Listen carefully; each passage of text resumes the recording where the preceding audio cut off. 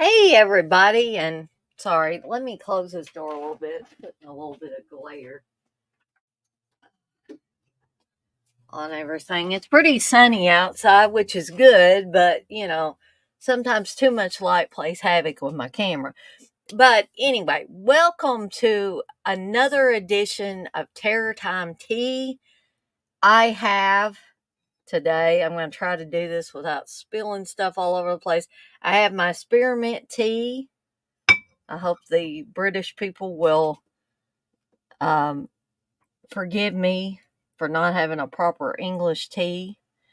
Um, and these are, whoops, some jelly just dripped in my tea here, but that's okay. Uh, it'll be fine. But I do have my scones with clotted cream. This is homemade clotted cream and grape, Concorde grape jelly. I know I'm actually going to take a bite. That stuff's good. Good, good, good. Um, if I did make it myself. I did make the jelly, but I did make the clotted cream. First time ever making it. And didn't turn out too bad. I'd like to make it again sometime. So my thing is I'm going to be, showing you different things. That go with tea. In this case, we're doing scones, or scones, however you pronounce it. Sorry, teeny British people, if I am mispronouncing it. And so I may have finger sandwiches next time. I talked to Candace, and she told me about these cucumber finger sandwiches that just sound absolutely amazing. So next time I have a Terror Time tea, I may have some of those on the menu. The two movies we're going to talk about today um, is Girls' Night Out and Hide and Go Shriek. To try to go along with the theme that I tried to establish yesterday, that I'm trying to cover lesser known titles as well as talking about stuff that a lot of people consider just outright bad, films. And hopefully, this will introduce you guys and gals to some more horror films that maybe you hadn't even thought about, right? So, um, I'm going to I'm going to take myself out of the stream because I need a napkin because this is going to be uber messy if I don't do that. So permit me to just step away for just 1 second.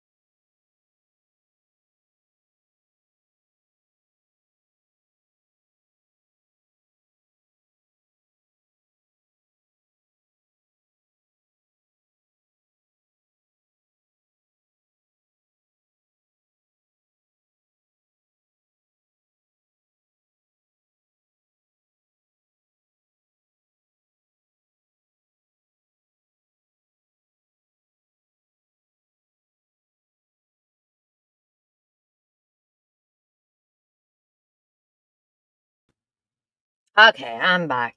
And I see Blissful stopped in before she went on her little, I believe, shopping adventure today. She says, Dana, I'm going on an adventure. I miss everyone. Well, we miss you too, Blissful. And she also says, please hit the thumbs up and show our girls some love. So thank you, Blissful. I appreciate that.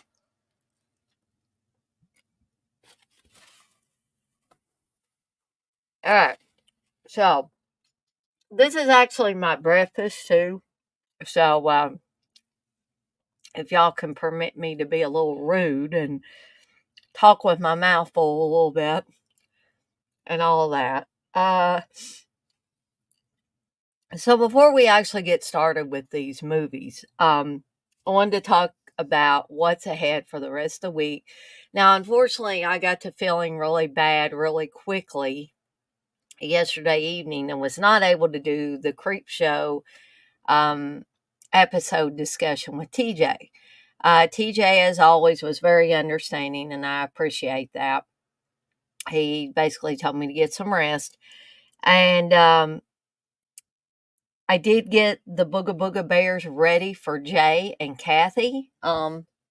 They're sitting over here in the shipping boxes with the shipping labels in it. Now, me and Steve are supposed to go out to the ramen house this evening and have our dinner at the ramen house. And I ain't talking about those little, bowls of ramen that you get at, you can get the ramen at the grocery store. I ain't talking about that.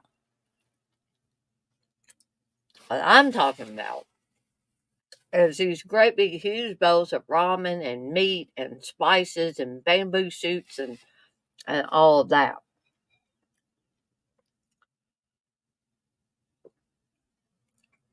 And so tonight, I'm planning on having a triple threat review show. So y'all are getting like double the review shows today. So tonight I'll be talking about Black Christmas, the remake of The Blob, and one of the craziest horror movies I've ever seen, Bloodbeat, which, you've got a woman ghost samurai on Christmas. How could you go wrong with that, right? Okay. So Friday, unfortunately, there will not be a midday with Dana and Jay because me and Steve will be at the Newport Aquarium most of the day. I believe Steve is doing a 6 o'clock like watch along. I don't know what on. I think he's doing that on Discord. So you might want to hop on over and see what he's doing. Um, so Saturday, we got a watch along coming up. No movie munchies this weekend because Sunday is Easter Sunday. I will be spending time with my family that day. But there will be two watch alongs. Saturday's watch along will be Stir of Echoes, I believe, based on a Richard Matheson story and starring Kevin Bacon. Sunday's watch along will be George Romero's Night Riders. So we got a pretty packed weekend. And my idea that I've been mulling over in my mind as a way that I could do this Terror Time Tea every week would be to do it around the time I get off, because I get off from work half a day on Fridays. Is to do it early enough after I get off that we can still do midday with Dana and Jay. So you will be getting a bonus stream that day because you will be getting Terror Time Tea with me. And then later, a little bit later, you'll be getting midday with Dana and Jay with both Jay and I. So, I'm sorry, I'm enjoying this tea, the tea and the scones a little too much. I have not either, Batman. I maybe need to check with her because, or check her Facebook page to see if she's posted anything recently. I'm actually glad you brought that up, Batman. because we always have to check in with our fellow family members on this channel. And if somebody's not on for a little while, or we haven't heard from them in a little while, hadn't seen them in any streams, it kind of behooves us to check in on them. And I apologize. One of my dogs is wanting in right now.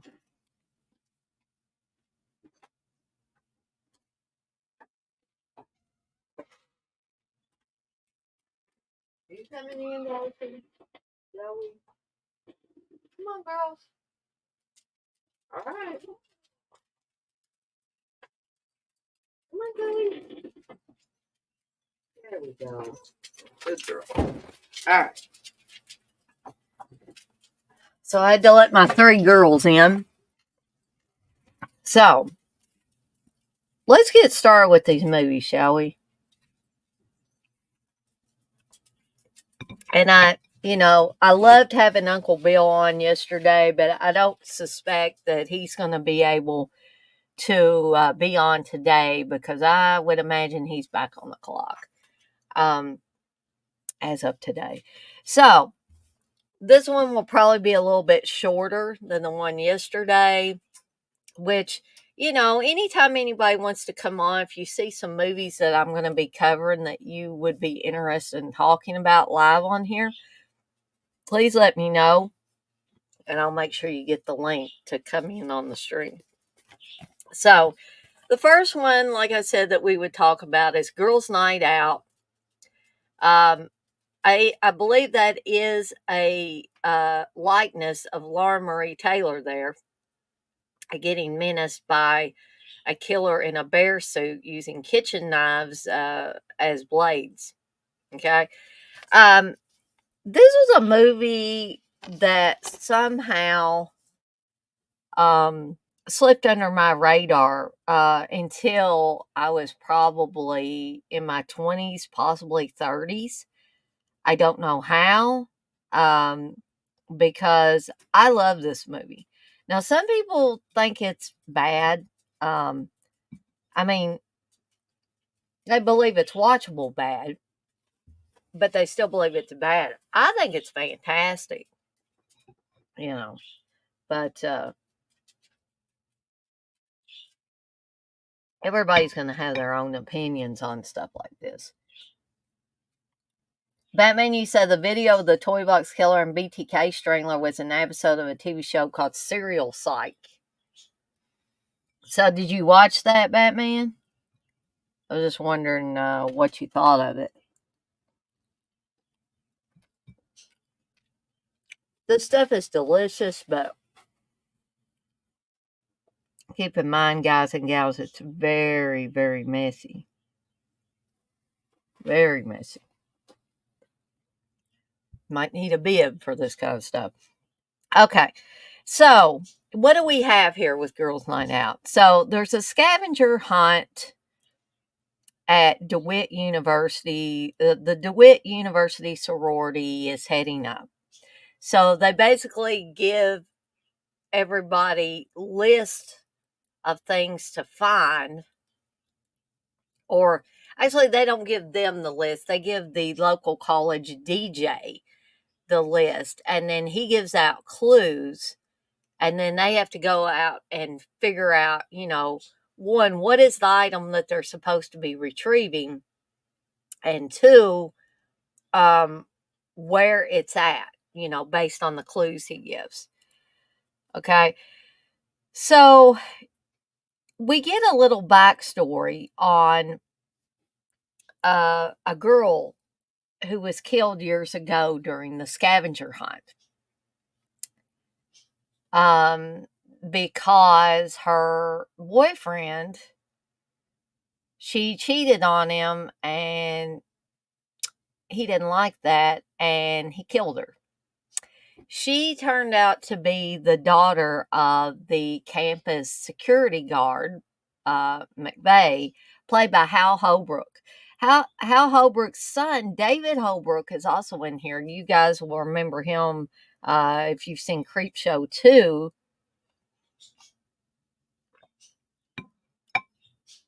where he plays one of the bad guys um, in the Old Chief Woodenhead story.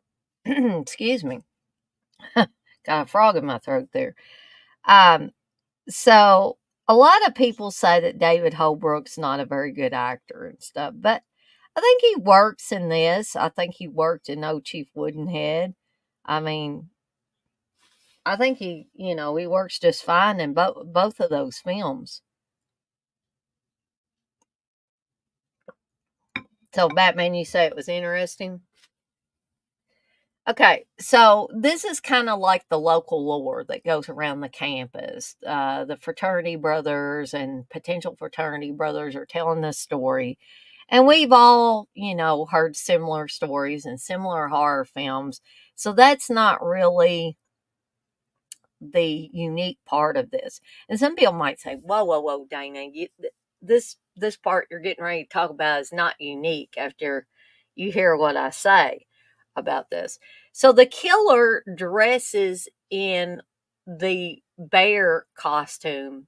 The bear is the mascot for the basketball team. Okay, and so it seems that maybe the killer has come back. But if you're paying attention to the beginning of the film, and this is the weirdest mental hospital I've ever seen in my life because Dickie Kavanaugh was the one that was accused of killing his girlfriend, who was a cheerleader. So they sent him away to Weston Hills, which is a mental hospital. Okay, so I think all this is supposed to take place in Ohio, I believe. And all this stuff is supposed to take place in Ohio. I don't know. Is that where all the mentally ill people are or something? Not trying to be offensive. I'm just saying. And Prom Night, even though that was a Canadian film, this guy was supposed to have broken out of a mental hospital in Cleveland. So I believe it was Cleveland. And so this movie, yet again, you have an Ohio location. Now, whether it was filmed there, I don't know. Probably not. But so you have somebody who, you see Dickie Kavanaugh supposedly hang himself in the mental hospital. And what I'm talking about, this is the weirdest mental hospital I've ever seen, is that there's a nurse at the front desk, okay? And Dickie Kavanaugh is a patient in this mental hospital. He is able to call the head nurse and she says, "Yes, Mr. Kavanaugh." So I'm like, what in the heck? This is like some swanky mental hospital or something. And she's basically asking him what he needs. And then I guess he just kind of hangs up on her. And she's like, she doesn't understand what's going on.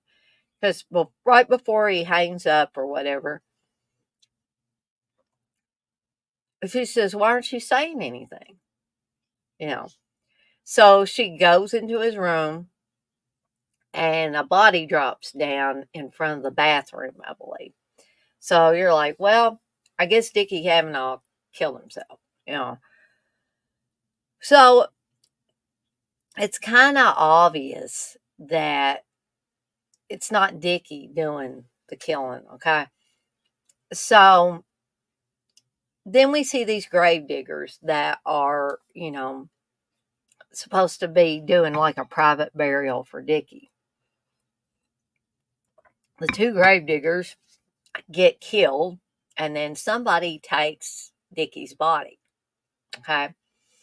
So anyway, fast forward to the sorority girls having the scavenger hunt. So during the scavenger hunt, because it's night, they're going out to some secluded places. People slowly start getting killed off after the killer kills the basketball team's mascot and takes his bear costume and implements some kitchen knives into the bear claws.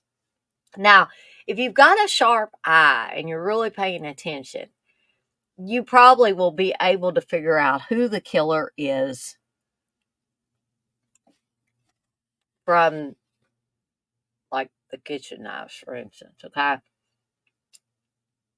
So, I don't want to give the ending away because I think this is one of those movies that it's better for you to decide, come to the conclusion on your own or get that aha moment at the end of the movie. Um, I think the movie has some very creepy moments in it. I think it really works. Not sure why people don't like it. I don't know if they say it's slow or would say it was slow. They think the killer is ridiculous, dressing in the bear costume. I mean, I myself thought that was unique. Um, but I would truly, truly recommend it. I would. Somebody else that has showed up in another horror film is gosh, what's his name? What's his name? You also have Britannia Alda in this, and like I said, Laura Marie Taylor, David Holbrook, Hal Holbrook. But I got to look up this one guy because it's going to bother me all day if I don't. So hence me doing this here. But he was on He Knows You're Alone playing Phil, the weirdo boyfriend in this.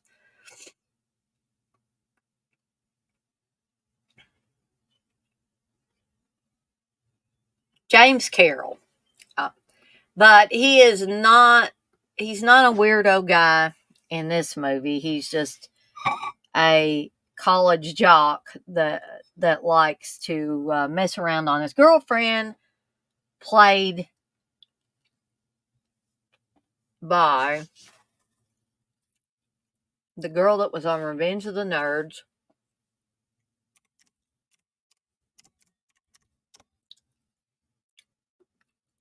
Plays a very, very pretty blonde, by the way.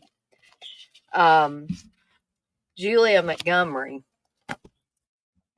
So you get to see a lot of familiar faces in this movie. I think it's well made. I enjoyed it. I don't think it's slow or anything like that. Um, so I would say if you have not seen this, I'd say give it a try. If you can find a for free version of it, obviously, I'm not telling you to go out and buy the Arrow release like I did. If you're not sure of it, right? So, what's my rating for this? My rating, I'm going to have to give it 5 deadites out of 5. Some people, I hear them groaning. How, Dana, how dare you give this movie a 5? I would love to know what Uncle Bill thinks of this movie, or what some of the rest of you think of this movie that have seen it. So,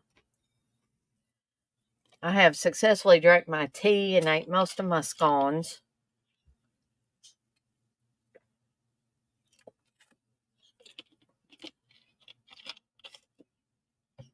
So, switching gears just a little bit, we're moving on to Hide and Go Shriek, which this is another movie that Steve says he never, ever, ever, ever wants to watch again.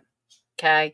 But this is I think I have quite a bit of nostalgia for this movie because this is a movie I remember renting and I remember watching growing up. Okay. And so I think it has some very creepy moments, especially a creepy moment at the end that I'm going to tell you about. because telling you who the killer is with this movie, I don't think is going to run anything. Whereas I didn't want to tell you who the killer was for Girls Night Out. So a group of teenagers decide to spend the night at a furniture store owned by the father of one of their members. Okay. Joining them is a homeless ex-con security guard. Now, of course, this guy is the red herring at first, right? Isolated and trapped, they soon are stalked by someone with a taste for cross dressing, which this is like, I have nothing against anybody that likes to cross dress. If that's your thing, that's your thing. But in this movie, they make it very, very creepy. You just see quick flashes. And basically, what the killer does is he will take an outfit, even if it's a negligee, he will take the outfit of the person that he's just killed, and you will just see him running, and you see quick flashes of a leg and arm, a little bit of the face, and all of that. And I just think it's really, really well done.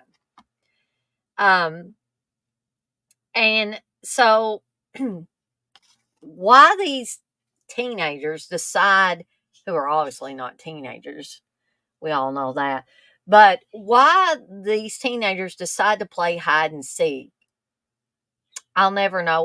Why would you be interested? Maybe I'm missing something here. Why would you, a high school graduate, basically, why would you want to go to a furniture store and play hide and seek? I could understand wanting to go to a furniture store at night and fool around with your boyfriend or your girlfriend, but I don't understand playing hide and go seek. Maybe somebody can clue me in on that, right? So the killer starts to pick them off during this game of hide and seek because what are they doing? They're splitting up. That's why. Um, I thought the idea for the killer was creepy. This one did come out in 1987. So this was a late 80s one. And Girls Night Out, I was trying to figure, I thought this one was a early to mid, yeah, 1982 was Girls Night Out, while Hide and Go Shriek was 1987. Okay. So we've got an early 80s one and a late 80s one, right? And this also has Britton Fry on it. No relation to Aaron Fry, by the way.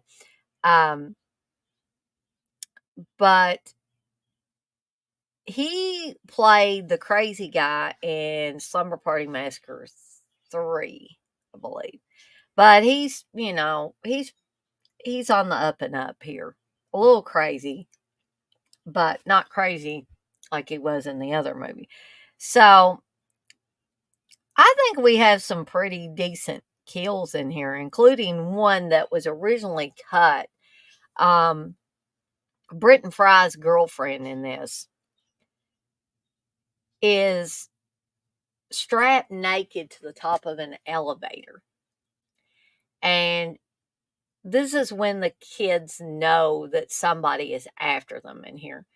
And they're trying to find their friend, not knowing that she's naked on top of this elevator, piece of tape over her mouth and stuff like that. So she manages to get loose, gets the tape off of her mouth, and leans over and is like, "Help me, Randy." She's on her boyfriend, help me, And the elevator goes up and the head or shaft, basically. So pretty gruesome. I think that was the part that they made them cut originally. So this, by the way, is the unrated cut. So you get to see the head slicing scene and all its glory. So I mean that's the basic story of it. And the one really creepy part that kind of gives me goosebumps at the end of this is that it's one of those switcheroo thing where you think that the killer is dead, the cross-dressing guy is dead, and what this guy was he was the boyfriend to the homeless security guard when he was in prison. You know, you make your own analogies with this or make your own assumptions. I'm not going to go into deep detail about it, but sometimes men get lonely when they're in prison. There's no women around if they're in an all men's prison. And sometimes they go over to the other side, right? Uncle Bill likes to cross dress, Wes. I wouldn't know a thing about that, actually. Um, so the big scene at the end where I say the old switcheroo is played. You think the killer's dead. Um, the other guy's dead too. Some of their friends are dead, but there's basically four kids left, which I think that's a lot of kids left in a slasher film. That might be one bone of contention for me because there's too many people left. Okay.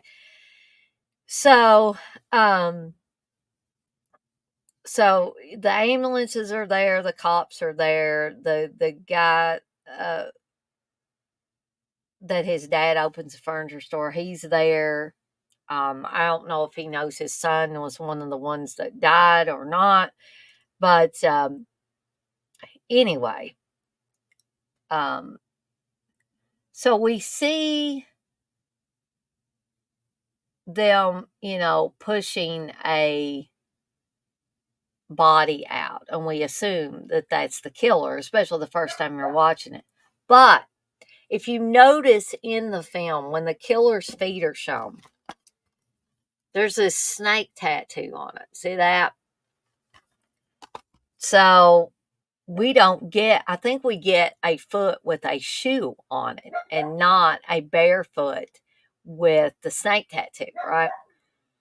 So then we zoom in, and I don't understand why nobody knows this. Maybe because of all the carnage, but they don't notice that this guy with eye makeup and stuff on is driving the ambulance. What he's done is killed one of the ambulance people and took his place.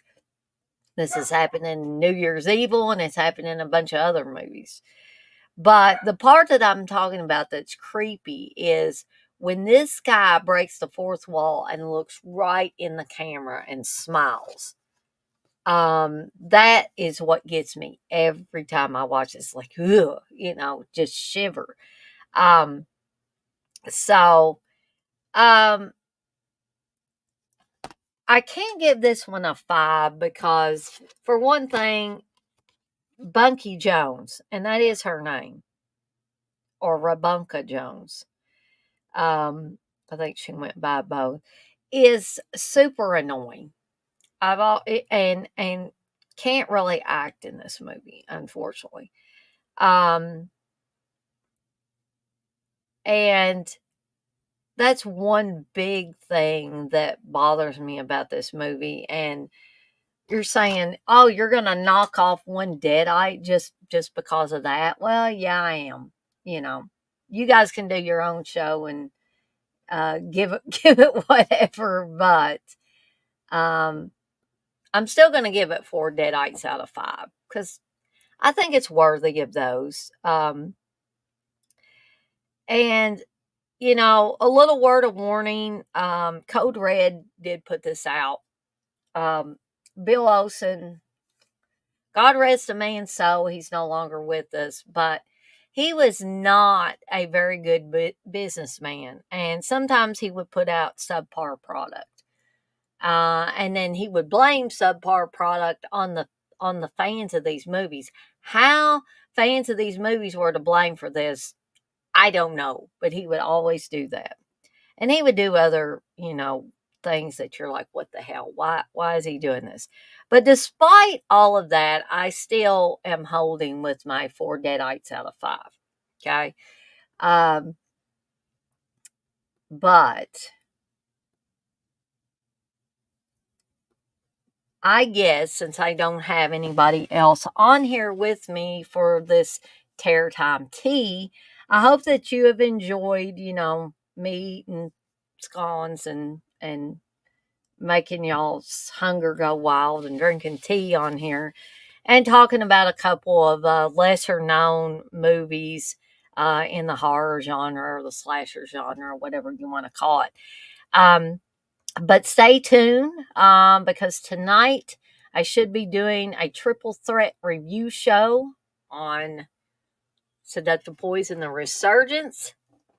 I'm doing you getting 2 for the price of 1 because I felt so bad yesterday and didn't get to do the stream with TJ. But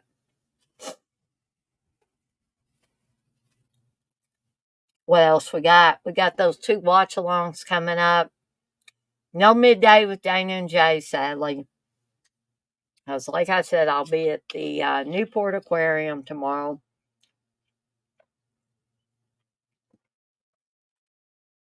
And no movie munchies because it's Easter Sunday. But we do have 2 watch alongs, one for Stir of Echoes, starring Kevin Bacon, tomorrow night, or not tomorrow night, Saturday night, starting at 7 p.m. Eastern Time, followed on Sunday, also at 7 p.m. Eastern Time, with George Romero's Night Riders. And so I am going to skedaddle on out of here for now. I want to thank everybody for joining me today for another Terror Time tea. Y'all stay safe, be kind to each other, and get out there if you can and enjoy this sunshine. If it's sunny where you are, please get out there and enjoy the sunshine. It's shaping up to be a fantastic day, and I hope that continues. So I will see everybody next time. Y'all have a great day.